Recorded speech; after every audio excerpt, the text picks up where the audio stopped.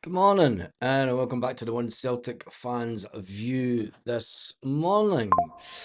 How are we all doing today? You'll be able to tell who at work is happy and who is unhappy at work this morning. That is for sure, wherever your workplace may be. May it be a joyous day for you. Celtic You'll be able to tell who at work is. And anyway, there's lots to talk about this morning. Obviously, Salo for the number one shirt is one thing that we'll be talking about. And we'll be talking about the complete meltdown of Ibrox yesterday. The complete meltdown. Let's just tell it as it is.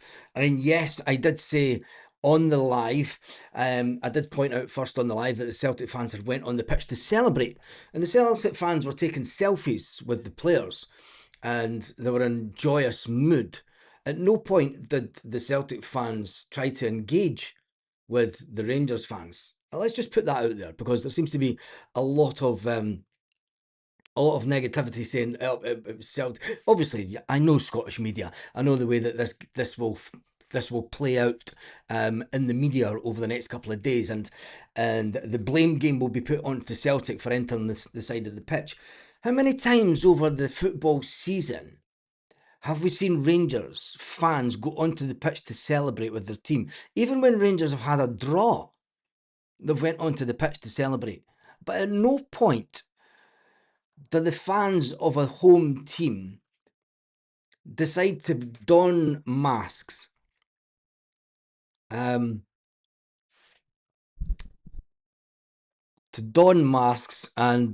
head over to the away fans, because that's what happened yesterday. Rangers fans decided that they weren't wanting a fight, and it's as simple as that. And for anybody of a sane mind to try and say any different is complete, utter mad. They're bonkers. Yes, it was ugly scenes. It was crazy ugly scenes yesterday, and not what we expected and not what we wanted. The fact that they took on now, Police Scotland have a lot to answer for. Crazy ugly scene. Police Scotland have a lot to answer for, as do Rangers, because the stewards didn't hold their position. The stewards couldn't catch flies yesterday. They allowed the Rangers fans en masse to enter the field of play and go 3/4 of the way up the pitch, not just into the goals. You know, Celtic fans were lucky if they even went outside the box. But anyway, that's enough of that, because there's a lot more to talk about. And Martin O'Neill talking about the game yesterday. Martin O'Neill said that his heart was going more than it should be for a 74-year-old. My heart rate is that a 74-year-old should never be doing, as he was caught up in the mayhem. And I found it interesting that the media tried to, I know the way the Scottish media goes. They're going to go straight for the negativity and straight for the negative side of the story. I think the big part of the negative side of the story for Celtic is how bad we were. I mean, Celtic were woeful yesterday. I mean, let's go through the players that started the game. Sinisalo, absolutely brilliant. He should be the number one goalkeeper for me. Sinisalo, for his reactions in the box, for the saves he made in the box, for the calmness when all mayhem was pursuing on the pitch. Sinisalo was a calm head in goals, and he was fantastic. He was absolute. And anybody that thinks that Kasper Schmeichel, and it's not an ageist thing, and it's not a fattest thing, it's pure down to ability. And Sinisalo, for me, should be the goalkeeper until the end of the season, and the goalkeeper next season. It's now up to Ross Dohan to put some pressure on Sinisalo to prove that he's worthy of taking the number one slot from young Vil Sinisalo. He was absolutely brilliant yesterday. There's no denying it. And the whole team were brilliant in the defensive mode. But going forward, all I'm going to say is everyone that comes onto the channel and says Mr. Pointy Pointy and gives Cal Mack stick how much did we miss Callum McGregor yesterday? We were woeful in the midfield. Absolutely woeful. So the people that come onto the channel and say, oh, Mr. Pointy Pointy's at it again, you do not know what you're talking about, because we were woeful in midfield.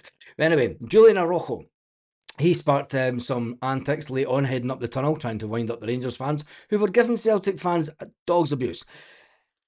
Rangers failed again at that point, because there is a tunnel that comes out to protect the players going into the tunnel. Rangers didn't pull that out. They didn't bring out the canopy that goes over the tunnel. They need to answer that. But anyway, let's talk about the Celtic players. Julian Araujo, I thought he was fantastic yesterday. He wasn't as good as what he can be, but he loves derbies, doesn't he? I would love it. I would love it nothing more if Celtic were able to go out and buy Julian Araujo.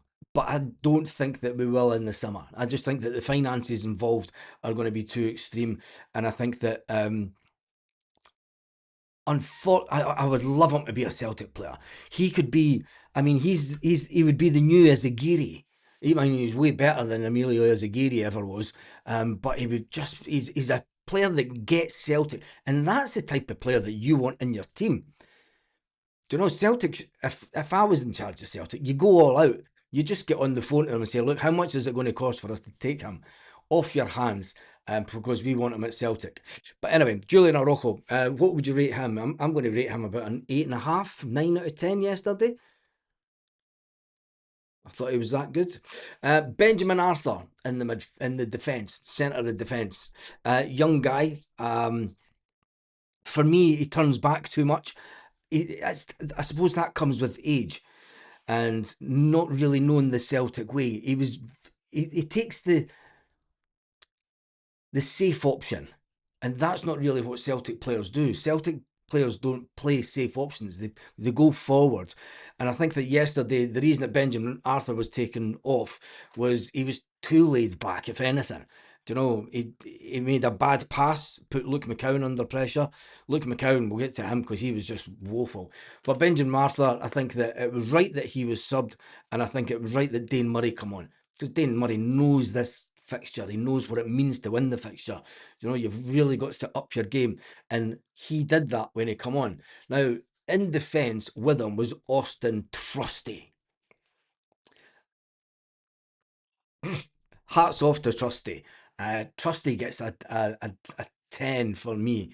He was phenomenal. Some of the blocking tackles that he made, you know, he was brilliant yesterday. He stood up and be counted. He was being counted, and that's what you want with Celtic players.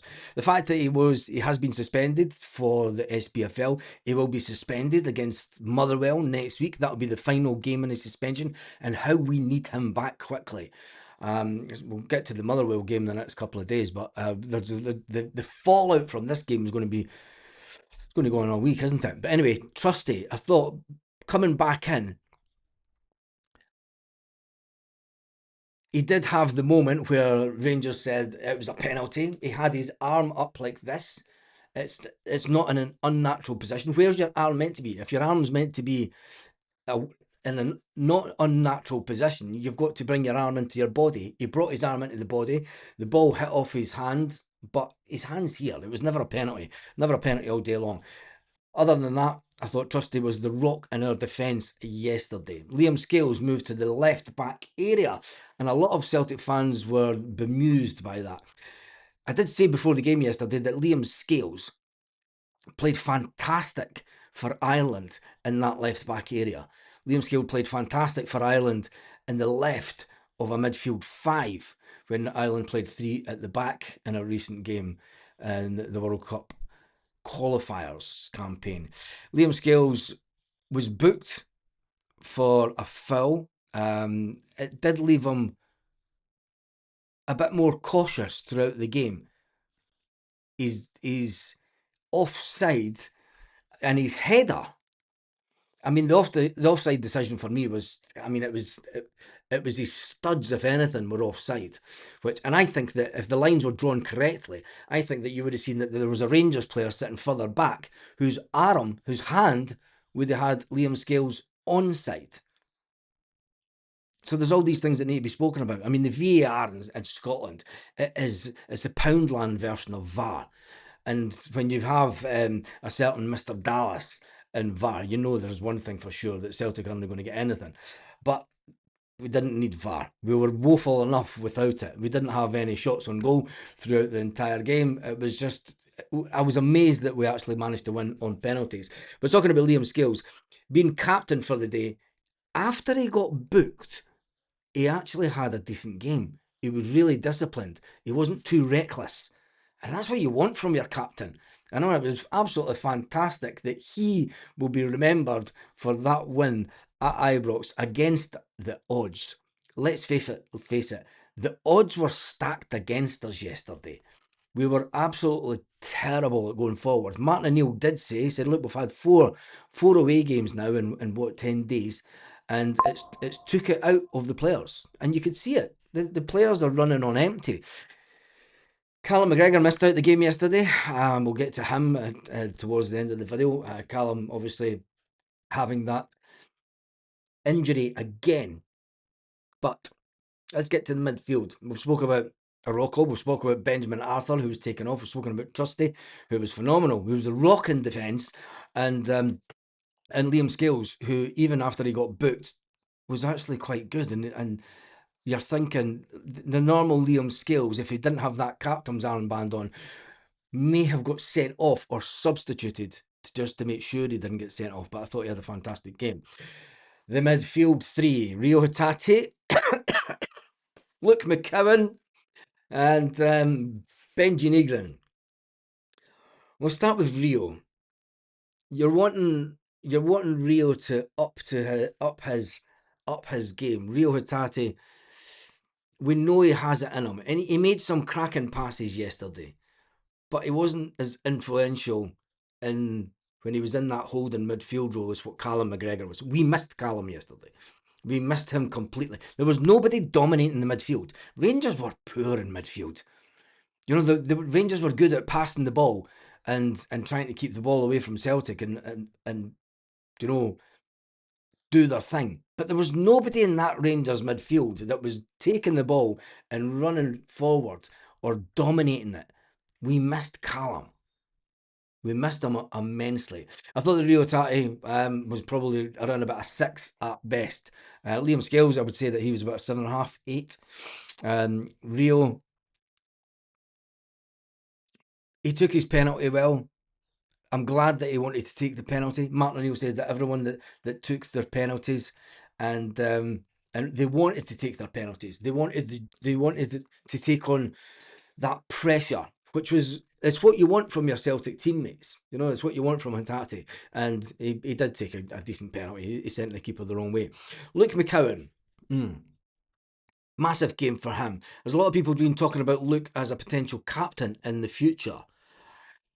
I don't think that Luke McCowan will ever be captain of Celtic on a permanent basis. It's no disrespect to Luke. He's a fantastic guy and he's one of us and he's Celtic through and through. But it was a big game for him yesterday. You know, if he's any aspirations to grab that midfield spot, any midfield spot next season, not just Callum McGregor's. Do you know Rio Hatate will be leaving the club in the summer? Arnie Engels will leave the club in the summer. There's a couple of positions that are going to come up where Luke McCowan could cement as his own if he puts in the performances. But unfortunately, he didn't yesterday. Do you know, he was brushed off the ball too easily. He's not got the physicality there that's needed in the midfield. I mean, Scott Brown got brushed off the ball a couple of times when he played for Celtic, but he dusted himself down and got up with it and got right back in the face of the Rangers players during his time at Celtic. And it was brilliant to see Scott Brown yesterday on Instagram having a little chuckle towards the end of the game, and you could actually hear his kids in the background. And because Scott keeps his family really, really private off social media and anything to do with football, and rightly so. And it was fantastic to hear the joy from Scott Brown's kids when Celtic won yesterday. So it was a very emotional moment for a fellow Fifer. Beginning back to Luke McCowan, he improved a little bit, but he's just not. He was he was taken off yesterday. I don't know if he had an injury or if he was taken off because he just wasn't that effective in the midfield. I mean, I'm just looking at some of the comments. Luke McCowan will never be a central midfielder. He is always more an attacking midfielder, Luke McCowan, but I don't know what his best position is further forward. But then again, Callum McGregor's best position is further forward to the left-hand side. But anyway, we move on from Luke, because I don't want to slate him, because he is a good lad, but he just wasn't that great yesterday. And I would say I'd probably rate him, Rio Hatate and Benji Negrin all about the same yesterday. The three of them weren't as effective as I would like them to have been in that midfield. I think that we got overrun in the midfield yesterday. Let's get to Benji Negrin, the top goal scorer at Celtic. Top goal scorer at Celtic. He was playing in the holding role just behind our main striker, for the game. But Benji Negrin, did Rangers man mark him? Did Rangers make sure that he was, wasn't getting the ball? Should Benji have done more? Do you expect more for Benji Negrin, the £1.7 million player or whatever it was he came in for? He is the top goal scorer in at Celtic, and I expected a little bit more for him. The midfield didn't get pass marks yesterday. It was one of the poorest Celtic performances that I've seen in a long time at Ibrox. In any derby, in fact. I think that even going back to Ronnie Dyler's team, I think Ronnie Dyler's team had a bigger effect at Ibrox than that team did yesterday. Now, you could say, yes, Martin O'Neill did say that, look, all the away games, the big players that are out, there was a lot of big players missing for Celtic, but you've got to play the game. You've got to put in the effort. And it just seemed to me that yesterday that the midfield just didn't click and didn't turn up the way that they should have. Let's get to the front three. We'll start off with Yang. There's a player in there in Yang, and he can be good when he wants to be, and he has fleeting moments, but he comes in and out of the game far too much. And he's a player that, when you're up against it, he's a player that seems lost. He's a player yesterday that was getting dragged into positions where I don't think he was meant to be. And you had players shouting at him and telling him to get back into positions, go out wide. And I just think that his head was all over the place. You need calm heads. And I know that it's a derby game, but when you're confident in a derby game, when you play the system you could play in a derby game, any Celtic team going back over the years would have annihilated that Rangers side yesterday. Brendan Rodgers' side of 2017, 2018 would have been a 5-0 scoreline, 5-1 scoreline against Rangers. Ange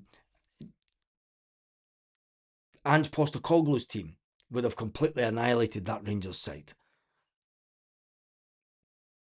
Martin O'Neill is at Celtic at a time where, unluckily for him, is the fact that some of these players will not be here next season, but Martin O'Neill has to do what he does best and get the best out of the players. And it's just unfortunate that Yang, he has flashes of ability, but he's not how he's got 100 games for Celtic. It will be one of the biggest, weirdest things ever in Celtic's history. Let's go to the other side of the pitch with Tenecti. He played fantastic last week against Rangers, going down the wing, taking on players and getting Celtic up the pitch. He never done that yesterday. Yes, Rangers were kind of doubling up on him, and the fact that Liam Scales was on that wing with them maybe stopped Tenecti going forward as much. Maybe the whole idea of the game was to play as defensive. We played phenomenally defensive. We played fantastic. It was a defensive display that we've had the likes of last year in the Champions League away in Italy, when we got that 0-0 draw. It was a fantastic result in terms of the way that we played defensively. We did it this year again when we went away to Italy. We played a fantastic defensive game. We did it in Holland. We did it in Germany. That's the good thing about this Celtic team, is they might not be great going forward, but for a change, defensively, we've actually been solid this season in spells. I know that we've lost more goals than we care to remember this year, but I think that yesterday was a defensive display that was right up there. But going forward, again, I would say that Yang and Tenecte were absolutely woeful. And I just hope that Tenecte's still here next season, and when he plays in the same team as Jota, that him and Jota, will they swap sides? That's next season. We need to talk about that. So Tenecte and Yang, I would rate them round about. Would 5 be too good for both of them? Both were taken off. But anyway, we move on to the man that was our striker for the day. Celtic brought in 2 strikers in the summer, in the winter window. Sorry, we didn't. We brought in one in the summer that's just not even fit, and it's not even. We don't know where he is, to be honest. The last he was seen was down training in England. When you look at Dyson Maeda, he thought he scored a goal with a fantastic header from Scales. You've got to say that the header from Scales to put in Dyson Maeda, and Dyson Maeda to go low down and get the header into the back of the net was absolutely fantastic. I didn't think it was offside. I still think that the lines were dubious, and at the end of the day, we managed to keep a clean sheet. Dyson, though,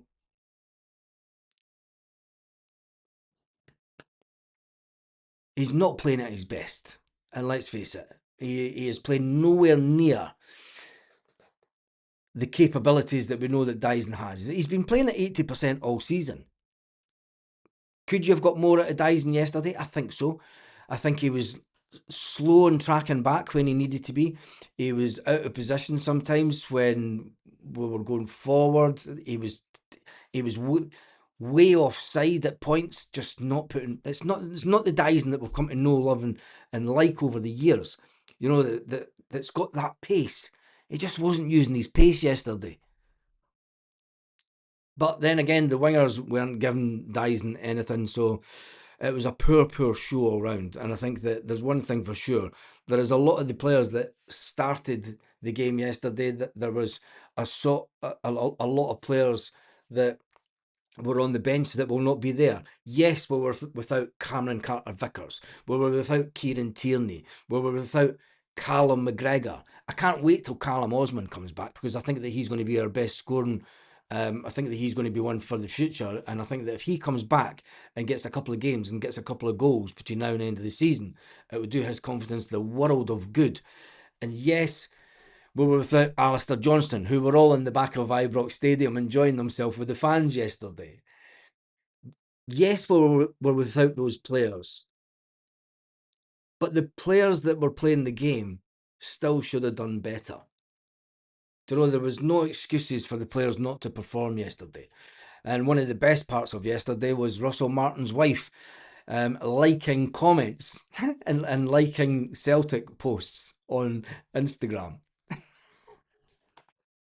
The Huns went into complete meltdown with that yesterday. Anyway,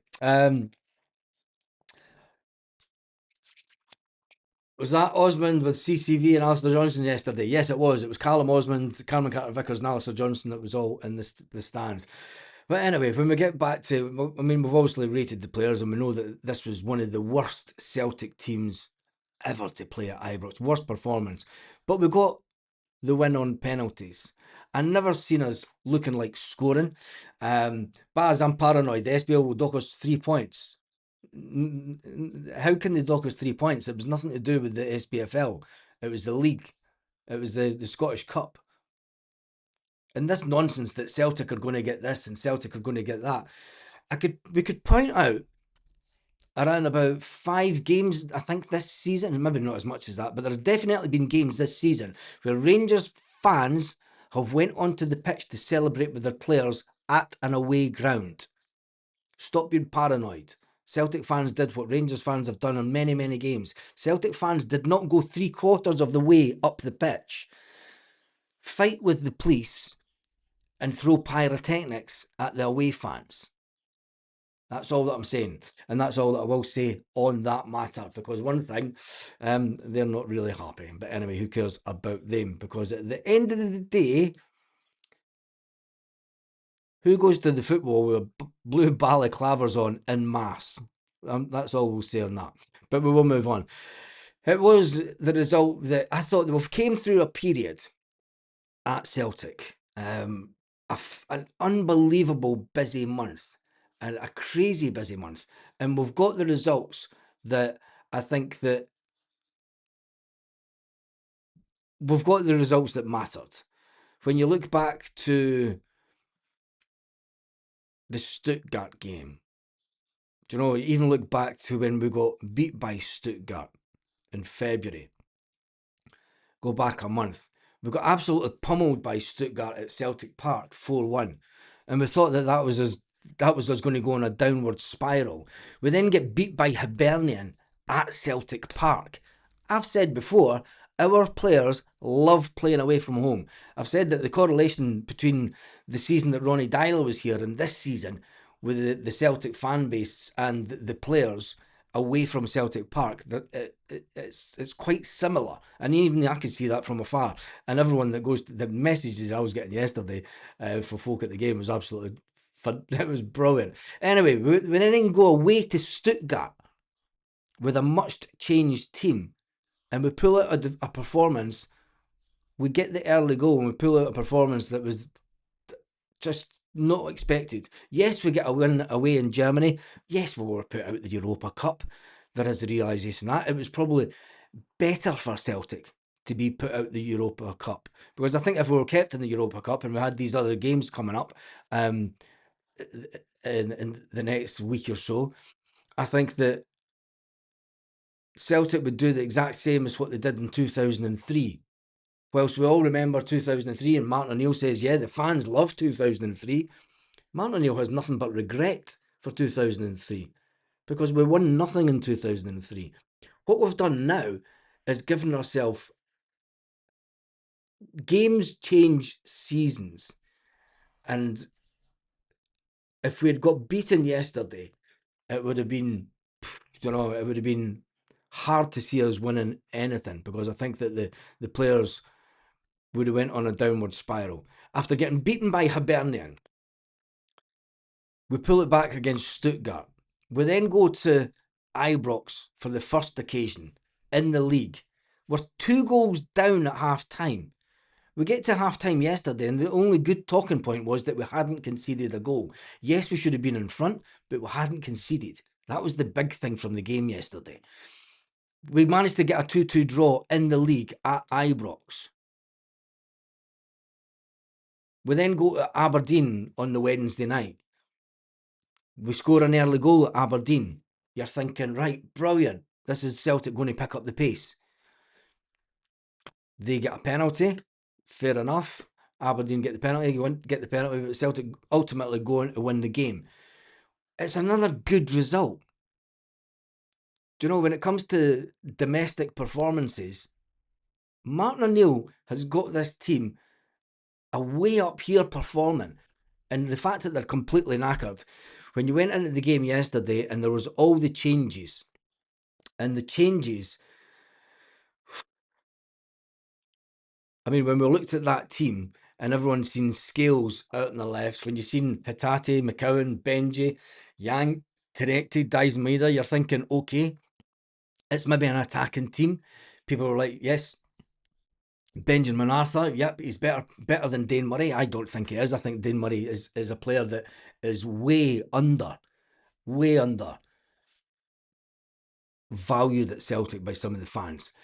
But winning games does change the trajectory of the way that the season can go. And I think going into the Motherwell game, we've now got a week off to go and prepare for the Motherwell game. Kieran Tierney will be back for the Motherwell game, said Martin O'Neill yesterday. Callum McGregor.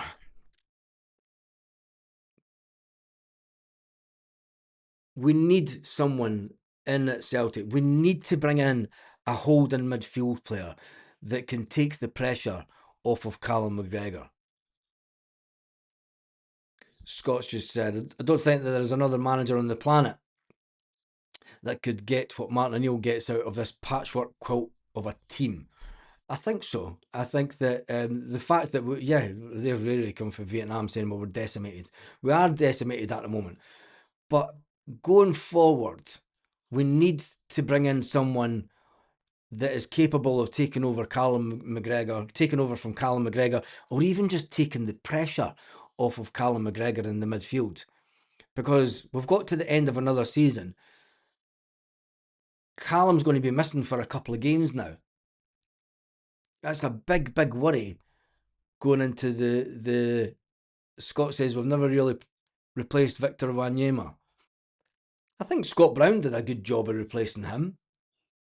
Scott, Bruni completely dominated the midfield for years.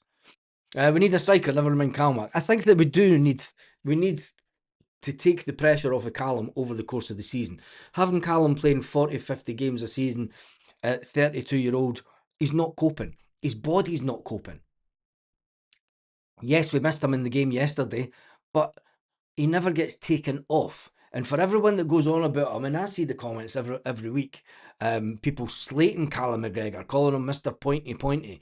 When he's not playing, by God, you know he's not playing. And yes, we've never replaced Scott Brown, but Callum McGregor has been absolutely excellent as a Celtic captain. And not just only on the pitch, but off the pitch. Yes, he went missing during the Wilfred Nancy era, decided not to speak to the media. I think he would have let his feelings known too much. But I'll tell you one thing. Motherwell dropped points at the weekend in the SPFL. Celtic play Motherwell next in the SPFL. 3 o'clock kickoff at Celtic Park. It's all for Celtic to do. Hopefully, I don't know what's going to happen after yesterday because with the Green Brigade getting back in, it is just going to be, I think that the Celtic board are going to go, no, the Green Brigade won't get back in. But that's the fallout of yesterday will go on for forevermore, I think. Going forward, Celtic have put themselves in a fantastic position. We have a revenge match against St Mirren at Hampden. And people are saying, look, if we play like that against St Mirren, we're never going to do anything. I think that the players will up themselves for the game at Hampden. We will have players back by that time. We'll have a team performing a bit better because we're not playing 3 games a week. We're not playing at the weekend. We're not playing on a Wednesday. And the busy schedule is over finally for Celtic. Going into the game against Motherwell and then Dundee United, there's only 4 games until the split. 4 games until the split. Motherwell, Dundee United, Dundee, and then St Mirren. We will play St Mirren twice in a week. We will play St Mirren in the league, and then we'll play them the week later in the cup. St Mirren are woeful just now. I think Celtic will win all the games going forward. I'm confident that Celtic can win against Motherwell at Celtic Park. Going away to Dundee United, I'm confident Celtic can win up there. A crazy 4:30 kickoff against Dundee. I'm confident that Celtic can win that. And then the last one on the 11th of April, St Mirren versus Celtic.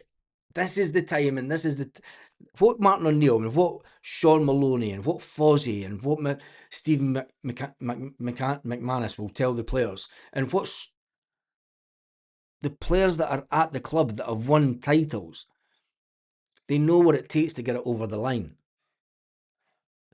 That result yesterday, whilst we played so bad, will give the team the biggest buzz ever and the biggest bounce back ever. And I think the pressure is on everyone else. Anyway, it's been an absolutely fantastic day yesterday. Been a fantastic morning this morning. I'm sure that you're all buzzing going into work this morning. A lot of people will already be at work, and it will be a case of smiling faces all round and a few dodgy remarks. Anyway, let's jump into some of the comments. We are due a good win at home. Let's hope that we can win convincingly on Saturday. Now that the players will get that rest, for me, I'm not sure exactly when Callum Osmond is back. Big Sam, whilst he's not, I mean, there's Junior Adamu was brought in. I think he's injured. He will not be at Celtic. I mean, there's not one striker at Celtic that looks like that they're going to set the heather on fire anytime soon. Callum Osmond is our little ray of shining hope. I hope that he comes in and starts banging in goals, because I just don't see the strikers doing much between now and the end of the season, which is terrible. We're having to rely on, I mean, managers have always said, Brendan Rodgers used to say, I'm not worried about the strikers not scoring 10, 15 goals, because when you've got midfielders, when you've got wingers that are scoring goals, the issue this season is we've not got wingers scoring 10, 15 goals. We've not got midfield. We've got one midfielder that has scored 19 goals. If it wasn't for Benji Negrin, we'd be up a creek without a paddle this season. We would completely be up a creek without a paddle. And especially when you look at the SPFL table. We'll just get it up on... Put the table up on this screen. When you look at the SPFL table, the games that are coming up, Celtic are a few points behind Hearts, but Celtic have got the bit between their teeth now. They've got a little bit of momentum. Winning those, getting those good results over the last couple of weeks could have been so different for Celtic. Yes, it could have been so better also. I think that if we'd got the win at Ibrox, another 2 points would have been good to be close to Hearts, but we're not. The fact is, and the big worry, we have scored 53 goals for this season. Yes, we're the top goal scorers for, but the goals against, you wouldn't think it after the defensive performance yesterday, but we've conceded 31 goals. And the majority of the goals came during the Wilfred Nancy era. Can Celtic win a cup and league double? I tell you one thing, if they were to, what a turnaround. What an absolute turnaround. I definitely think that Celtic can go on and win the cup. There is nobody in the cup. I mean, I said before it was even drawn last night, I think that it's going to be a Celtic Dunfermline Cup final.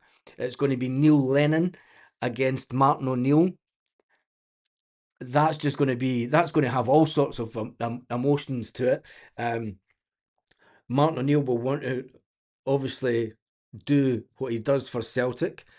Neil Lennon will be wanting to try and create history with Dunfermline. That's if Dunfermline get past Falkirk, which is a big ask, because Falkirk are playing fantastic.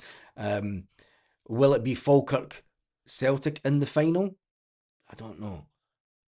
It's more than likely to be Falkirk, isn't it? But anyway, that's a way off. Take a deep breath. A great big deep breath this morning. Have a smile on your face. That is me done and dusted for this morning. I'm going to go and have some breakfast, and I've already taken the dog and that out. It's 40 million spent and failed to beat Martin O'Neill's worst ever Celtic team.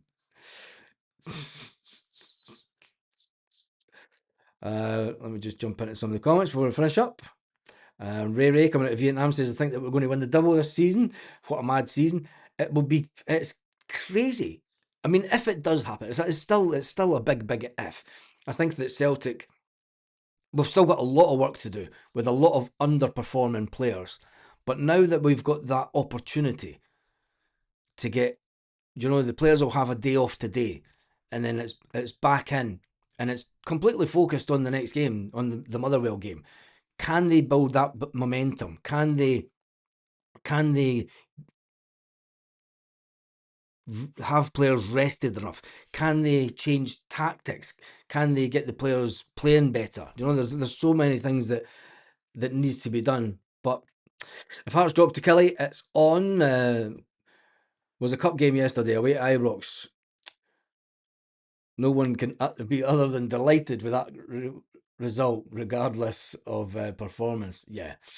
Big Thomas came in covered looking in blood. Looked like he had been interrogated by someone in the dressing room. No, that was the blood from, I think it was either himself or the Celtic member of staff that was attacked by the Rangers fan. Something that's not being spoken about. Once again, Celtic staff attacked by Rangers fans at the game. May as well bring back Edward. With Tawanda in the team. I'm not sure. Just running through some of the comments, try and get some comments in before we go. I'm not even thinking about the Scottish Cup. I've got a lot to do between then. A lot to do.